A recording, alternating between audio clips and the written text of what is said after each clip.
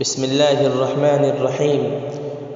حضرت محمد مصطفیٰ صلی اللہ علیہ وسلم کی پیدائش۔ اللہ تعالیٰ نے دنیا میں بسنے والے انسانوں کی رہنمائی کے لیے اپنے چنے ہوئے بندوں کو دنیا میں بھیجا۔ چنے ہوئے بندے اللہ کے پیغمبر کہلاتے ہیں۔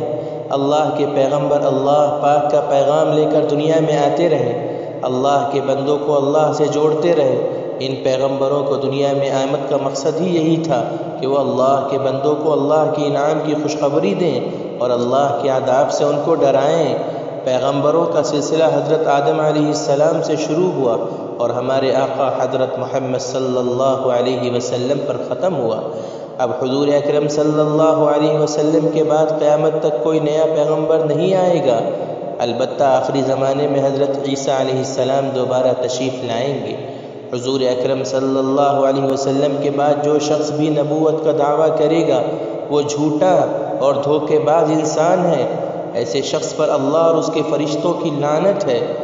حضور صلی اللہ علیہ وسلم کی پیدائش اور حضور صلی اللہ علیہ وسلم آج سے 1450 سال پہلے مکہ مکرمہ، عرب کے مشہور شہر مکہ مکرمہ میں 9 ربیع الاول پیر کے دن پیدا ہوئے۔ آپ کی پیدائش کی انگریزی تاریخ اور سال ایک تحقیق کے مطابق 22 اپریل 571 عیسوی ہے۔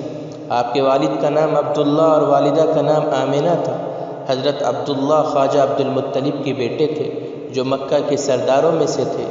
آپ کی پیدائش سے پہلے ہی آپ کے والد کا انتقال ہو چکا تھا۔ وہ تجارت کے لیے ملک شام گئے تھے۔ واپسی میں مدینہ منورہ میں بیمار ہوئے اور وہیں انتقال ہو گیا۔ انتقال کے وقت حضرت عبداللہ کی عمر صرف 18 سال تھی۔ آپ صلی اللہ علیہ وسلم حضرت ابراہیم علیہ السلام کی نسل سے تھے۔ آپ صلی اللہ علیہ وسلم کا تعلق خاندان قریش سے تھا جو مکہ مکرمہ کا بڑا معزز خاندان تھا۔ آپ صلی اللہ علیہ وسلم کے دادا کا نام عبد المطلب تھا اور آپ کے پردادا کا نام ہاشم تھا۔ ہاشم عربی زبان میں چورا کرنے والے کو کہتے ہیں۔ ایک مرتبہ مکہ مکرمہ میں قحط پڑ گیا تھا۔ لوگ بھوک پیاس کی شدت سے پریشان تھے۔ اس وقت آپ صلی اللہ علیہ وسلم کے پردادا ہاشم نے روٹیاں چورا کر کے مکے کے لوگوں کو کھلائیں۔ اسی وقت سے ان کا نام ہاشم پڑ گیا۔ ویسے بھی ہاشم بڑے سخی انسان تھے۔ مکہ مکرمہ آنے والے حاجیوں کو خوب کھانا کھلاتے تھے اور چمڑے کے بڑے بڑے برتنوں میں پانی جمع کر کے لوگوں کو پلاتے تھے۔ انہوں نے اپنے زمانے میں تجارت کو بھی بڑی ترقی دی تھی۔ ان کی خوبیوں کی وجہ سے عرب کے لوگ ان کی بڑی عزت کرتے تھے اور انہیں اپنا سردار مانتے تھے۔ ہاشم کے صرف ایک ہی بیٹے عبد المطلب حضور صلی اللہ علیہ وسلم کے دادا تھے۔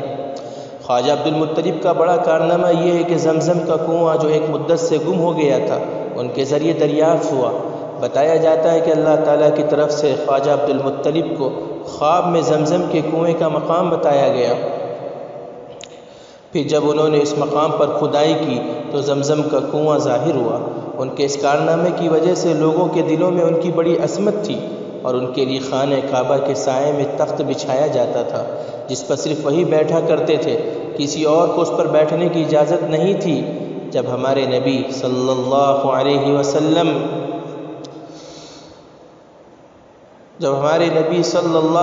وسلم چھوٹے تھے تو کبھی کبھی کھیلتے کھیلتے اس تخت پر جا بیٹھتے تھے۔ لوگ آپ کو اس پر سے اتار دیتے۔ ایک مرتبہ خواجہ عبد المطلب نے دیکھ لیا تو کہا، محمد کو تخت پر بیٹھنے سے نہ روکو، ایک وقت آئے گا کہ میرے اس بچے کی بڑی شان ہوگی۔ جب ہمارے نبی صلی اللہ علیہ وسلم پیدا ہوئے تو آپ کی پیدائش کے وقت اور اس کے بعد کے دنوں میں بڑی برکتیں ظاہر ہوئیں۔ عجیب و غریب واقعات سامنے آئے۔ آپ کی پیدائش کے وقت بادشاہ ایران کے محل کے 14 کنگورے خود بخود ٹوٹ کر گر گئے۔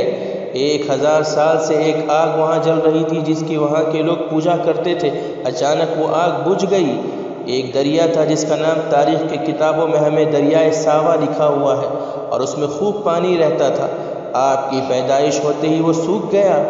دنیا میں ہونے والی یہ تبدیلیاں بتا رہی تھیں کہ دنیا میں ایک اللہ کی طرف بلانے والے پیغمبر تشریف لے آئے ہیں۔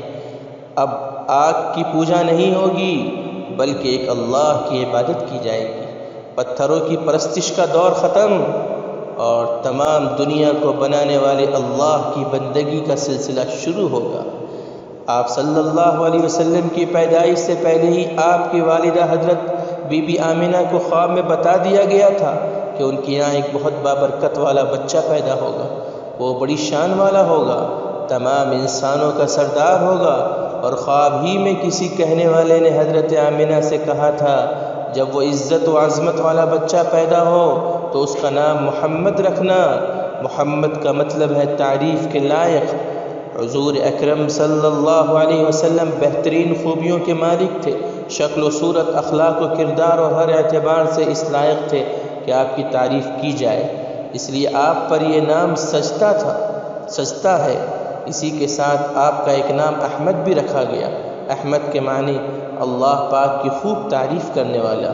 قرآن پاک میں بھی یہ دونوں نام آئے ہیں۔ محمد نام قرآن پاک میں 4 جگہ آیا ہے اور احمد نام ایک جگہ سورہ صف میں آیا ہے۔ قرآن پاک میں ایک پوری سورت بھی آپ کے نام سے ہے، سورہ محمد۔ یہ سورہ 26ویں پارے میں ہے۔ اس سورہ کی دوسری آیت میں آپ کا پیارا نام محمد ذکر کیا گیا ہے۔